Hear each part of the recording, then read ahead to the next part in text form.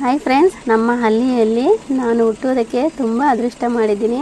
ನಮ್ಮ ತೋಟದಲ್ಲಿ ಅಲ್ಲಿನ ವಾತಾವರಣ ನೋಡ್ತಾ ಇದ್ದರೆ ತುಂಬ ಖುಷಿಯಾಗುತ್ತೆ. ನಾನು ಹುಟ್ಟಿದಾಗಿನಿಂದ ಇದೇ ಊರೇ, ಅಮ್ಮ ಊರು ಇದೆ, ಅತ್ತೆಯವರ ಊರು ಇದೆ. ಇನ್ನೂ ಹೆಚ್ಚಿನ ಮಾಹಿತಿ ಬೇಕಂದರೆ ನಮ್ಮ ಚಾನಲ್ನ ವಿಡಿಯೋಗಳು ನೋಡಿ. ಇದು ಗೋಡಂಬಿಕಾಯಿ, ನೀವು ಯಾರ್ಯಾರು ನೋಡಿದ್ದೀರಾ ಅಂತ ಕಾಮೆಂಟ್ನಲ್ಲಿ ತಿಳಿಸಿ. ಈ ಹಣ್ಣು ತಿಂದರೆ ಹಗುರವಾಗಿ ಅದೊಂಥರ ಚೆನ್ನಾಗಿರುತ್ತೆ. ಇಲ್ಲಿ ನೋಡಿ ಒತ್ತಿಕೆತ ಎಷ್ಟು ಚೆನ್ನಾಗಿ ಮಣ್ಣು ಅಗಿತಾ ಇದೆ ಅಂತ.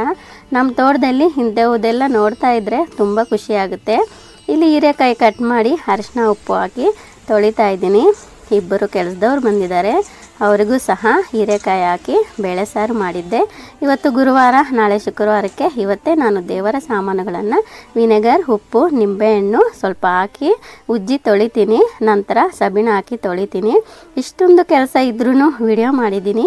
ಈ ವಿಡಿಯೋಗೆ ನಿಮ್ಮ ಲೈಕ್ನಿಂದ ತುಂಬ ಖುಷಿ ಆಗುತ್ತೆ.